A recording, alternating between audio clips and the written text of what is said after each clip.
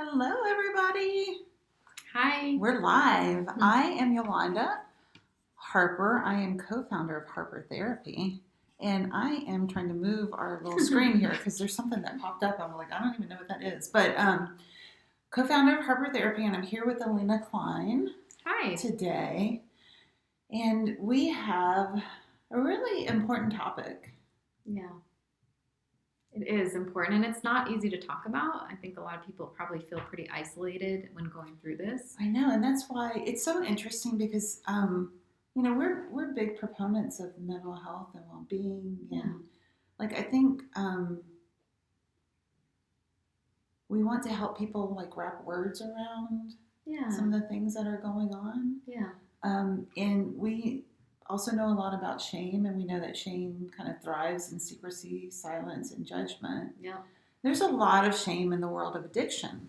Yes, that addiction just breeds and thrives in shame. Mm-hmm. I mean, that's really like the most fertile grounds for breeding addiction is shame. Yeah, absolutely. Yeah, there's such a correlation. Yes.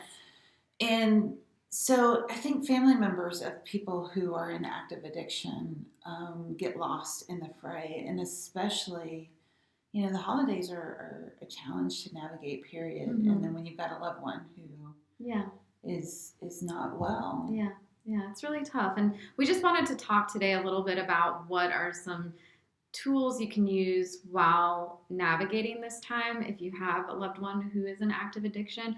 Because it's something that, again, is not talked about a lot and that people don't always know. I think people feel shame even talking about their loved ones. Like I've heard families say, like, I don't want to talk to others about my son or daughter's addiction or my spouse's addiction because I don't want to put their business out to the world, Right. When in reality, it's like there's a difference between putting someone's business out into the world and getting support for yourself, right? Oh, yeah. Yeah.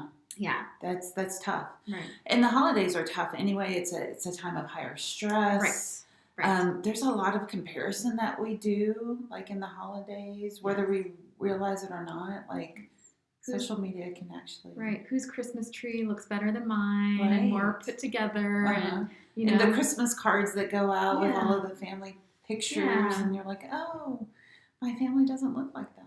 Yeah, and there's a lot of expectation that goes into the holiday too. We have an idea of how it's supposed to go or how we want it to go, and then when we're dealing with family members who have active addiction, things don't always go as planned. As you may well know, that there are a lot of curveballs, things happen that we don't expect, and so we have to be prepared for anything, really. That's kind of what keeps family members like on this roller coaster. It's like you don't know what to expect. Exactly. You don't know what's coming. Yeah. Exactly. So it's really important, and we talked about this in a previous Facebook Live, just having your boundaries set, going into the holidays with some premeditated boundaries in place about what you're okay with and what you're not okay with. So for instance, if you're not okay with someone drinking at your house during a holiday, then that is a boundary that has to be set. And the really important thing with boundaries is that you have to be willing to follow through on them. So as much as it may hurt and it may alter your experience during the holidays, it's really important to have that boundary and keep it in place, because if you don't, it kind of sets the tone for this behavior is okay. And that's the thing about boundaries that we don't often take into consideration, or we don't really talk about. It's like when you're thinking of what is okay, what's not okay, like, am I willing to put forth a follow through? Like, am I willing to follow through on this? That's such a great question to ask when you're thinking about boundaries. It's like, this sounds great in theory, but am I willing to follow through on it? And if you're not, that's okay. That's where you're at, and it's important to acknowledge that. Right, but then don't set that as the boundary. Exactly. Right? Exactly. You can't say like, hey, if you come over, you can't drink, or I'm going to have to ask you to leave, and then have your loved one come over and they drink and you don't follow through. Exactly. Yeah. And that just sets up, resentment and all that stuff, the negative feelings as well. So, right. Yeah. Which leads us kind of to the next point, right? Where, talking about negative feelings, sometimes it's unavoidable when dealing with addiction and loved ones who are struggling with addiction. Because, either you're going to have that resentment of not setting the boundary, or alternatively, you might feel some grief over things not looking or feeling the way that you thought they would. Grief is tough. Mm-hmm. Grief is tough. Yeah. So yeah, there's grief over like this relationship Yeah. is not what I always thought. You know, if your loved one is your spouse or a child, like this is not what I thought my marriage would be. Right. This is not what I thought it would be like to have, kids. Right. So there is that loss, that feeling of like, this isn't as it should be. Right. And there are lots of different feelings that come up with grief. Like grief is the overarching, right. encompassing of like different states. Right. And they, back in the day, Elizabeth Kubler-Ross, she formed the theory, the stages of grief for people she was working with who were experiencing terminal illnesses. And so she talks about the 5 stages of grief as denial, anger, bargaining, depression, and then ultimately acceptance.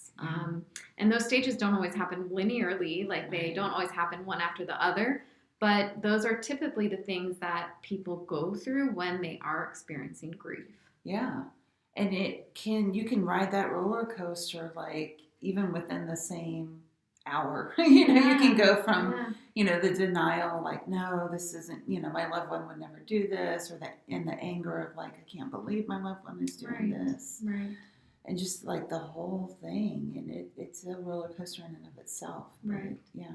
And the important thing to remember while you're going through it, and if you allow yourself to go through it, is just self-compassion, because again, you're not alone with this. There are a lot of family members, a lot of people struggling with addiction in our country and in this world, and a lot of family members going through it as well. Yeah, it's devastating. Yeah, it's devastating. And so it's just really important to remember that you can feel the feelings and feel compassion for yourself. And, you might find yourself wanting to numb out in your own ways, like, finding ways that you don't have to feel the feelings, but it's really important to give yourself that time and space to go through the feelings so that you can get to a place of acceptance. Because they come out sideways otherwise. Yeah. They do. And I think it's important to acknowledge, like, when we say acceptance is a part of, like, the grief cycle, we're not saying, like, oh, I'm okay with my loved one being in addiction and being unhealthy. We're saying accepting that this is where things are. Like, this is, even though this is not what I would have chosen, this is where we are. Right. And sometimes when we get to acceptance, then doors open up, like new doors and new solutions. It's kind of like that whole, theory of like, if you just let go, then you get the answer sometimes, And so in this realm, it's not so much letting go and just letting your loved one just figure it out, but it's also coming to some acceptance that this is a reality. Mm-hmm. Yeah. And as someone who has a loved one who's going through the unwellness of addiction, you need help. We all need support in this. So at Harper Therapy, we are here to help you identify your boundaries, set those boundaries, help you to be able to follow through with the boundaries that you've set, help you through this roller coaster that is the grief process of it. So if this sounds familiar to you, then give us a call, 813-434-3639. We can set you up with a free consultation to help you to understand how we can be of support to you so that you know that you're not going through this alone. So, happy holidays, friends. It's good to see everyone. I know, left, right, up, down. Happy Tuesday. Take care, and we will talk to you soon. Bye.